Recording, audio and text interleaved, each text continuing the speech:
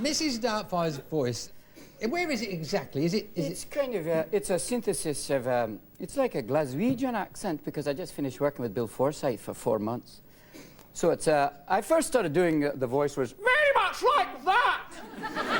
It's like Julia Childs, and I realized that would scare even a hyperactive child.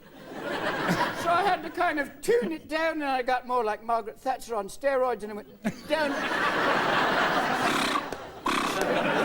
And then I slowly but surely kind of took a little bit of Bill Forsyth and a little bit of this costume designer who's this wonderful sweet lady named Merritt, and combined them and got this gentle, gentle voice of Mrs. Doubtfire, who can still say, "Get away!"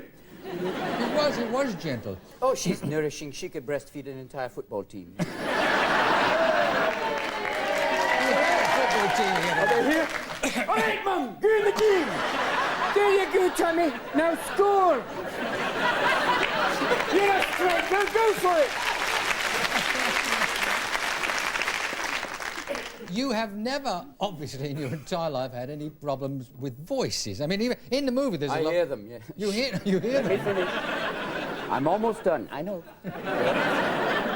Voices, yeah, I mean, imitation. No, I mean, like in that, there's that lovely scene where Dad, that's you as Dad and not Mrs. Doubtfire, kind of is left alone with the dinosaurs on that TV show. And you were using the dinosaurs with voices, and you were putting like a kind of a characterization, kind of Viva Jurassic, you know, or a Tyrannosaurus line. One incredible sensation. Different things. I mean, the voices started as a kid, though, didn't it? I mean, I'm told you used to play with soldiers and little voice and all this sort of stuff. Well, as an only child, it was just me and the puppet. So it's like... What shall we do today, Lumpy? Will you be choking me again? Ah, the little pirate's asleep. I mentioned voices because in Aladdin, I mean, did that start out as one voice, the genie? Because they wanted me to do the script, and then I came in one day, the first day, and read it and tried it, the scripted version, and then I asked, "Do you mind if I play?" They went, "No, try." And I just went off and did everything I knew, and it was great because I did about I don't know how many. Did they just let you run riot? Oh, big time. There's 30 hours of stuff that they eventually condensed. But it was fun because it was like any voice, you know. We could do anybody, Des, because we're here, and damn it, look at you wearing every color. It's the end of the viewing day. Do it all, you know. You can do this. Look at you. I'm saying you look fabulous. Look at this thing you're doing. And this couch, yes? I'm saying, okay, you know. And look at this set. You could land a plane on here. It's a runway light, goes up to infinity. Okay. But voices, they come because you can change, you know. You can change your voices, just anything. Judy and I are so happy to be here, we could drop a log. That whole thing, you know. There's all sorts of voices, and it's all you know. You do voices here in London. There's so many to hear. It's great, really. It's wonderful. You know that? Yeah, I know. Right, hello, Mark.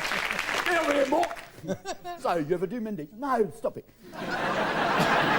In the movie, Mrs. Doubtfire... I mean, do you have, like, political voices? Like, people ask, how do you do George Bush? Here's a quick thing.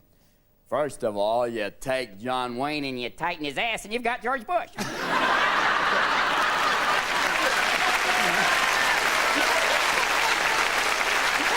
Doesn't take a lot. You just tighten it right up there. And if you go even further, you just tighten it like that. You've got Ross Perot. You know, it's basically you cross a pit bull and Walter Britton. Let me finish. Let me finish. It's a whole other thing. You know, that's what's fun about it. In the movie, you played what can only be described, I suppose, as, for any kid, as the perfect dad. I mean, he gives up everything just to be with those kids. How were you in real life as a dad? Did you change nappers? You got Zachary, Zelda, and Cody. Did you change nappers? Yeah, sometimes. It's a little rough because, I don't know, basically you look at a baby. They're cherubs. How do they basically take mother's milk and turn it into toxic waste, you know? You know, it's very strange. You open it up and go, oh, my God.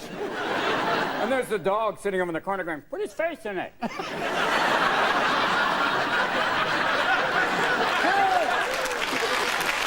What's wrong with you? That's what you do to me! I do once in a while. I'm not very good in the morning, but they're up at 4:30 like, hi. And I'm like, Yeah, Daddy loves you. I woke up this morning. My son had a little pirate pistol going, I killed you. Playing the Menendez home game. It's like you get up and go, oh, Daddy really loves you. Daddy loves you. Okay, we're gonna put in a little microwave waffles, but first, Daddy's gonna just put Aladdin on for a brief moment.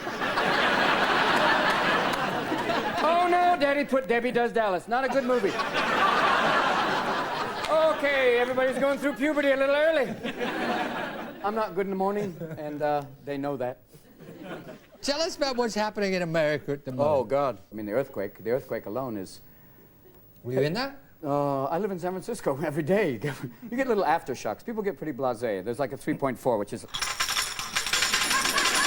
And people go, oh, I'm fine. I'm just going to the... I'm going to the kitchen.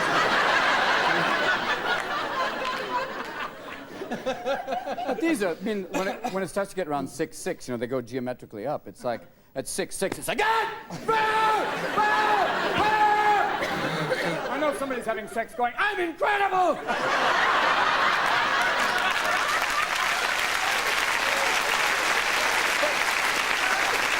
I mean, there's very few places. I think there's very few places you can really be safe. The only place I think is really safe during a major earthquake is near someone who's had a major facelift. You know? You have to find them because you know that's not going to fall. But it's a frightening thing because I think it's just God redecorating, you know? If there's any good side to things like earthquakes is that people suddenly drop all of the, you know, where's my fax machine? And simple things mean like water, air. And people start to take care of each other. I mean, that really happened. In San Francisco, the same thing happened. That crime goes down. I think crime in LA went down 80%. I think it's because they can't find their ammunition. But, honey, if you say my 38.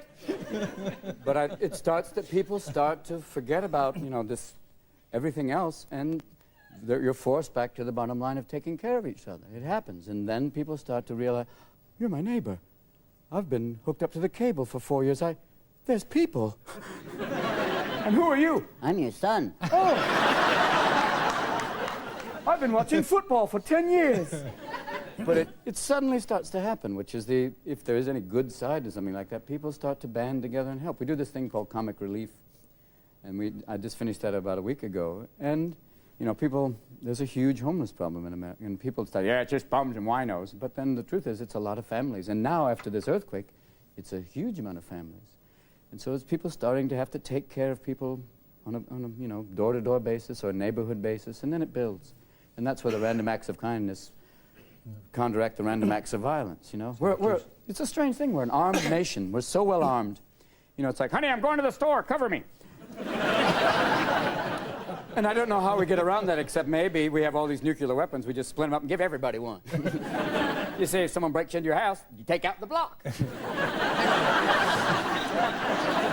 Let me ask you, what do you make of us, the British? I love coming here because there's all these different things going on, you know? It was an amazing thing. You know, you come to England, you see a black man. You go, yo, bro, what it is? Yo, excuse me, my man, what's up? Let me not diss you. And he goes, pardon me.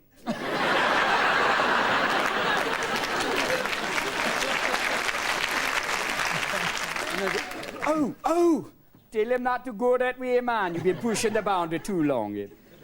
But it's, Come over here and make a movie over here. I did. I made a movie called Being Human. It was great. The English crews are like I think some of the best in the world because they're so amazing. I think everybody who's in English army says, you know what I'm going to do now? Make movies.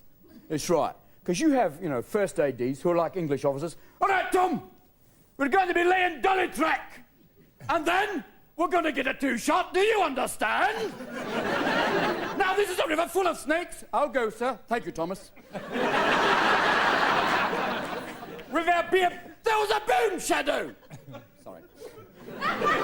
But it's like, and in the crews, I mean, they had like, when we did this movie, Being Human, the crew was part Scottish, you had people, you know, English, everything, which is great. And I love working here because you're so genteel about it. That's lunch, and please do be quick. Thank you. Tea. Oh, there's Too late, it's cold now. Too late, there it is.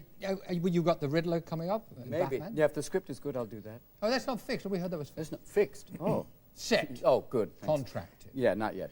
And you got another movie coming up where you play about another 3 or 4 or 5 parts. Am I right there? That's the movie Being Human, the one that Bill Forsyth directed. It's 5 parts.